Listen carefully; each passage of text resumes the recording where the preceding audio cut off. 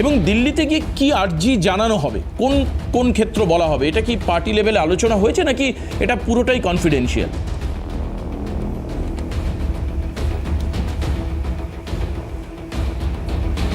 দেখুন, নিশ্চিতভাবে মানুষের যন্ত্রণার কথা বলতে যাবেন আমাদের দলের সুপ্রিমো মমতা বন্দ্যোপাধ্যায়, সঙ্গে একদল সাংসদ টিম। এর আগে আমাদের সাংসদ অভিষেক বন্দ্যোপাধ্যায়ের নেতৃত্বে ইসিআইয়ে গিয়ে বেশ কিছু বিষয় উপস্থাপন করা হয়েছে, মানুষের যন্ত্রণা তুলে ধরা হয়েছে। আরও স্পেসিফিক্যালি সারা বাংলা জুড়ে এসআইআর শুনানির নামে যে ঘটনাগুলো ঘটছে এবং মানুষ কিভাবে হয়রানির শিকার হচ্ছে, কিভাবে এসআইআর এর নামে একটা অরাজক পরিবেশের বাতাবরণ তৈরি করার চেষ্টা হচ্ছে, সেই বিষয়গুলোই তিনি তুলে ধরবেন নিশ্চিতভাবে। কারণ ধূপগুড়ির ওই মহিলা যেমন মৃত, এরকম আমাদের কোচবিহারও প্রায় 8 জনকে মৃত বলে বলা হয়েছে। তারা বহাল তবিয়তে রয়েছেন, কেউ কৃষিকাজ করেন, কেউ বেশিরভাগই কৃষিজীবী মানুষ। এই ঘটনা বাংলার আনাচে কানাচে হয়েছে এবং আজকেও একজন ফেসবুক লাইভ আমি দেখলাম যে তার বার্থ সার্টিফিকেট আছে, 2002 এর ভোটার লিস্টেও তার নাম রয়েছে। তা সত্ত্বেও কমিশন তাকে ডেকে পাঠিয়েছে এবং সে যখন নিজের সমস্ত ডকুমেন্টস প্রোভাইড করেছে, তারপর সেখানে তাকে প্রশ্ন করা হচ্ছে তোমার বাবার ডকুমেন্টস কোথায়। সে বলছে আমার নিজের বার্থ সার্টিফিকেটে 2002 এর নাম আছে, তারপরে কেন আমার বাবাকে প্রোভাইড করতে? তর্কের খাতিরে ধরেও নেওয়া হয় ওনার বাবা আউটসাইড অফ ইন্ডিয়ার মানুষ, কিন্তু বাই বার্থ ইন্ডিয়ান কনস্টিটিউশনে এটা বলা রয়েছে যে ইনি ভারতের নাগরিক হতে পারেন। নরেন্দ্র মোদী যেমন বলছেন প্রধানমন্ত্রী বাই বার্থ তিনি ভারতীয়, তাহলে বার্থ সার্টিফিকেট দেখিয়েও তাকে স্যাটিসফাইড করা হচ্ছে না যে না তার বাবার ডকুমেন্টস তাকে দেখাতে হবে। এ ধরনের ঘটনা ঘটছে এবং যারা নির্বাচন কমিশনের হয়ে এখানে শুনানি নিচ্ছে তাদেরকে বলা হচ্ছে আপনারা রিসিপ্ট কপি দিন। তারা বলছে আমরা অ্যাটেন্ডেড, সেই রিসিপ্ট কপি হয়তো কিছু কিছু ক্ষেত্রে দেওয়া হচ্ছে, কিন্তু কি কি ডকুমেন্টস সাবমিট করলে একজন মানুষ যাকে শুনানিতে ডাকা হয়েছে তার রিসিপ্ট কিন্তু দেওয়া হচ্ছে না।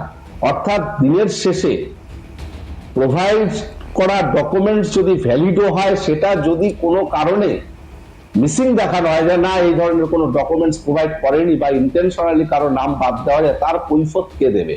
এই এতগুলো কিন্তু ফাঁক ফোকর এই এসআইআর এর নামে থেকে যাচ্ছে, যেখান থেকে মানুষ চরম বিভ্রান্ত হচ্ছে। এর মধ্যে লজিক্যাল ডিসক্রিপেন্সির রিজন জানানোর জন্য সুপ্রিম কোর্ট বলেছিলেন, আপনারা পাচ্ছেন সেটা লজিক্যাল ডিসক্রিপেন্সি? এর মধ্যেই কিন্তু লিঙ্ক আনা হয়েছে, মিডিয়াতেও সেটা প্রচারিতও হয়েছে, নির্বাচন কমিশন একটা স্পেসিফিক লিঙ্ক দিয়েছেন, আপনারা পাচ্ছেন? এখান থেকে স্পষ্ট বিজেপি আর নির্বাচন কমিশনের কোথাও একটা আঘাত রয়েছে, বা নির্বাচন কমিশন বিজেপির হয়েই ব্যাটিং করছে বলে বিজেপিকে রাস্তায় নেমে মানুষের পাশে সহযোগিতা করতে দেখা যাচ্ছে না, কিংবা মানুষের হয়ে কথা বলতে দেখা যাচ্ছে না। এটা অত্যন্ত দুর্ভাগ্যজনক। মানুষের যন্ত্রণার কথা বলতেই মাননীয় মুখ্যমন্ত্রী মমতা বন্দ্যোপাধ্যায়, দলের সর্বোচ্চ নেত্রী, তিনি যাবেন একদল সাংসদ টিম নিয়ে। আপনারা লজিক্যাল ডিসক্রিপেন্সির কি কারণ সেটা পাচ্ছেন?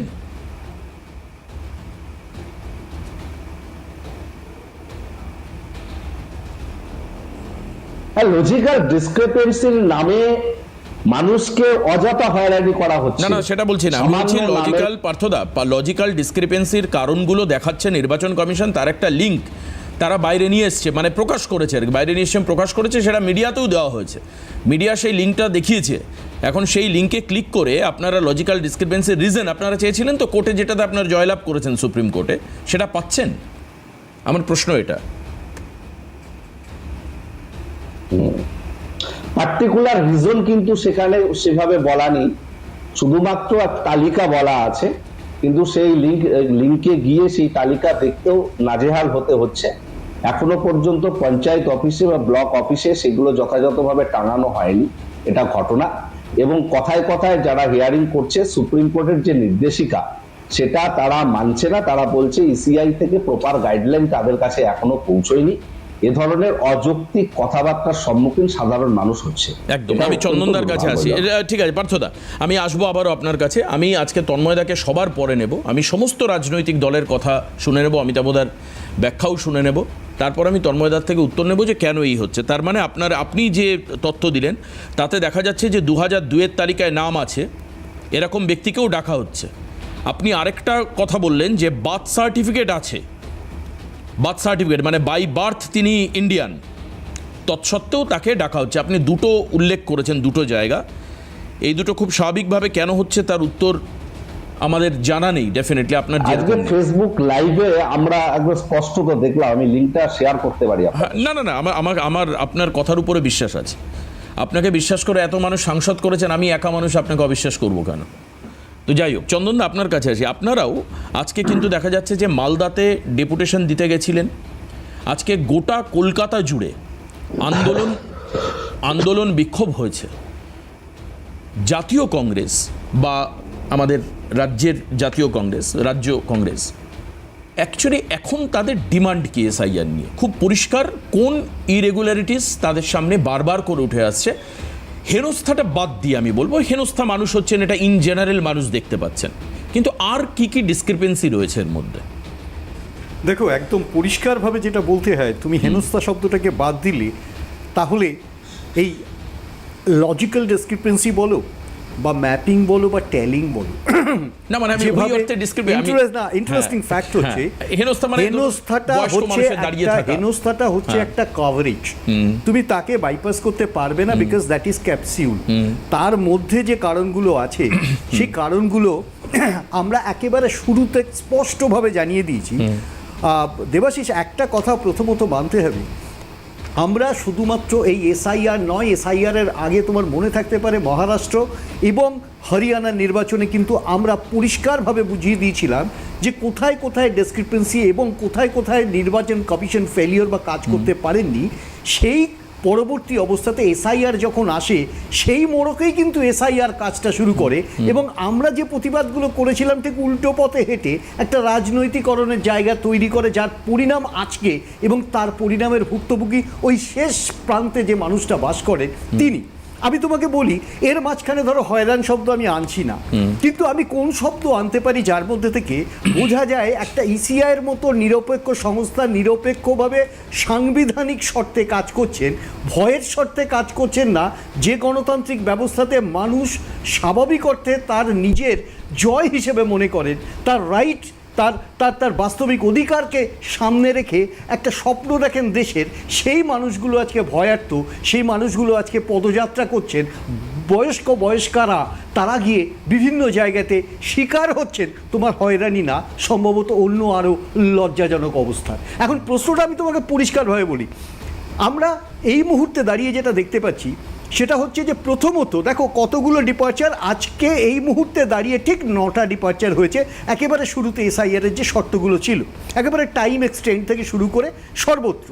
দ্বিতীয় প্রশ্ন, কতবার সুপ্রিম কোর্টের রেপ্রিমেন্ড বা ভর্ৎসনা শুনতে হয়েছে ইসিআইকে, তুমি সেটাও জানো, এবং সেটা এই মুহূর্তে দাঁড়িয়ে 6বার, আজকে দাঁড়িয়ে 6বার। কিন্তু সেই রেপ্রিমেন্ডের কাজ কি হয়েছে? পার্থ যে কথাটা একটু আগে বলছিল, ইন্টারেস্টিং ফ্যাক্ট হচ্ছে একেবারে পঞ্চায়েত ভবন থেকে বিভিন্ন পাবলিক প্লেসগুলোতে যেখানে মানুষ অ্যাক্সেস করতে পারবেন সেখানে কিন্তু তাদের একটা রিপোর্ট চার্ট দেওয়ার কথা, এবং সেই চার্টটা মিসিং। তোমাকে আমি পরিষ্কারভাবে বলি 20% এই কাজ হয়নি, এবং সেটা না হওয়ার পিছনে প্রধান কারণ আমি বলি বিডিও অফিস থেকে আরম্ভ করে বিভিন্ন পঞ্চায়েত সমিতি বা পঞ্চায়েত দপ্তরে প্রত্যেকটা জায়গাতে বা মিউনিসিপ্যালিটি এরিয়াতে তোমার প্রাথমিক শর্তটা এখানে লঙ্ঘিত, 20%ও কাজ হয়নি। অর্থাৎ তুমি জানো না এক্স্যাক্টলি তোমার এই লজিক্যাল ডিসক্রিপেন্সির অর্থটা কোথায় বা তুমি কোথায় দাঁড়িয়ে আছো। এটা হচ্ছে এক। এর জন্য প্রধানতম শর্তটা কি? শর্তটা ছিল এমপ্লয়মেন্ট, অর্থাৎ এদের এমপ্লয় করা যে কোনোভাবেই, কেন্দ্র হোক রাজ্য হোক, বিশেষত রাজ্যের, এদের এমপ্লয় করা বা মুভ করানো, সেই সংকটটা তো এদের রয়ে গেছে, বিকজ প্ল্যানিং ছিল না যে কত মানুষের কাজ বা কত মানুষের ডেলিভারেশনস এখানে নিয়ে আসা যেতে পারে বা তাদের ওয়ার্ক লোডটাকে নিয়ে আসা যেতে পারে, সেটা হয়নি। দ্বিতীয় প্রশ্নটা, তুমি যে প্রশ্নটা বললে যে এখন আমরা কেন দাবিগুলো করছি, দ্বিতীয় প্রশ্নটা হচ্ছে যেখানে খুব সাধারণ শর্ত, অর্থাৎ সাধারণ শর্ত আমরা কি বলি, ধরো 2002, আমরা প্রথমে বলেছিলাম 2002 কেন, তারপরেও তো রিভিশনসগুলো হয়েছে, তাহলে তার ক্ষেত্রে কোনো মাত্রা থাকলো না কেন? তার লেজিটিমেসি নিয়ে আপনারা প্রশ্ন করছেন কেন? গভর্নমেন্টের ডকুমেন্টের লেজিটিমেসি আরেকটি গভর্নমেন্ট করছে, এটা একেবারে পরিষ্কার। সুতরাং 2002-এ যাদের, আমি তোমাকে পরিষ্কারভাবে বলছি, কারোর বাবার অর্থ, কারণ স্বামীর জায়গায় নাম বসে গেছে বাবার, এইরকম একটি জায়গাতে দাঁড়িয়ে আজকে তাকে প্রমাণ করতে হবে তার হয়তো বাবা বেঁচে নেই, আলটিমেটলি ওখানে কিন্তু তার স্বামী মৃত। মানে আমি তোমাকে বলতে চাইছি লজিক্যাল ডিসক্রিপেন্সির কিছু অর্থ থাকে, কিন্তু এরা একেবারে বেসিক জায়গাতেই কাজটা করেনি। তৃতীয় যে সমস্যাটা এসে দাঁড়াচ্ছে সেটা হচ্ছে টাইম প্ল্যানিং।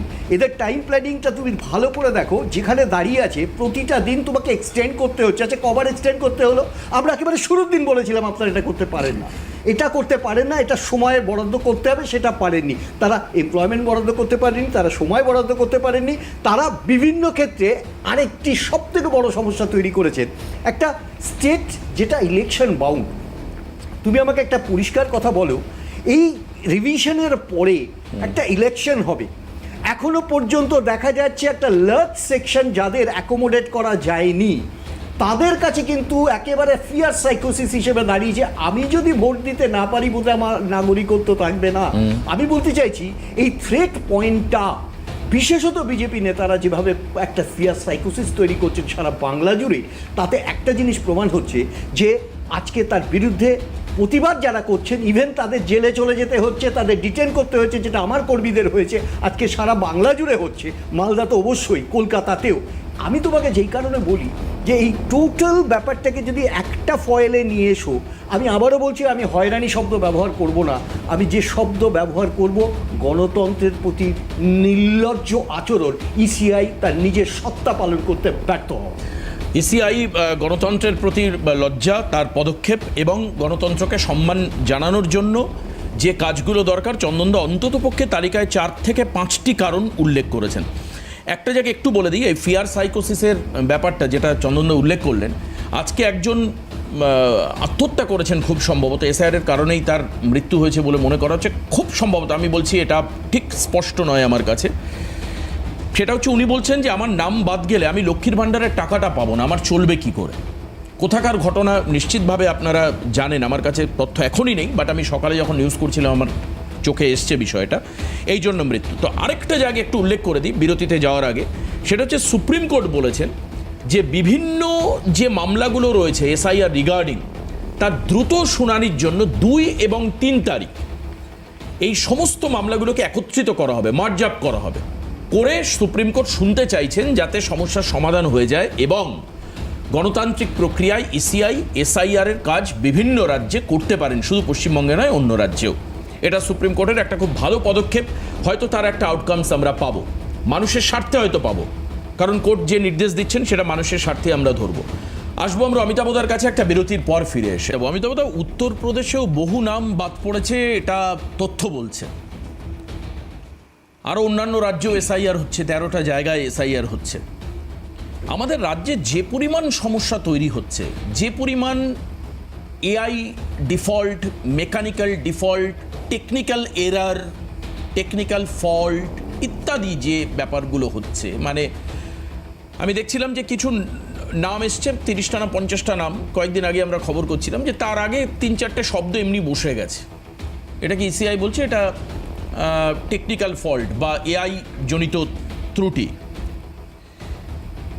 মানে এর থেকে কি মনে হচ্ছে যে পশ্চিমবঙ্গকে ইন্টেনশনালি সাপ্রেসড করা বা লোককে, একটু আগে চন্দনদাকে বলেছিলাম হেনস্থা শব্দটা বাদ দিতে, হেনস্থা করা, অথবা এই যে তথ্যগুলোকে না দেওয়া, যেটা চন্দনদাও বললেন একাধিক জায়গায়, বার্থ সার্টিফিকেট রয়েছে তাও তাকে আবার শুনানিতে ডাকা, মানে পুরো ঘটনা দেখে কি মনে হচ্ছে পশ্চিমবঙ্গকে ইন্টেনশনালি মেলাইন করা হচ্ছে? মানে ওই বিজেপি আর কমিশনের যোগটা কি প্রকট হচ্ছে, নাকি এটা স্বাভাবিক প্রক্রিয়াতেই চলছে, কিন্তু এটা নিয়ে মিথ্যা রাজনীতি করছে তৃণমূল এবং কংগ্রেস এখনো পর্যন্ত যারা বলেছেন আর কি, বাইরে আমার প্যানেলে, তারা কি এমনি রাজনীতি করার চেষ্টা করছেন নাকি এর সঙ্গে এর মধ্যে যৌক্তিকতা আছে?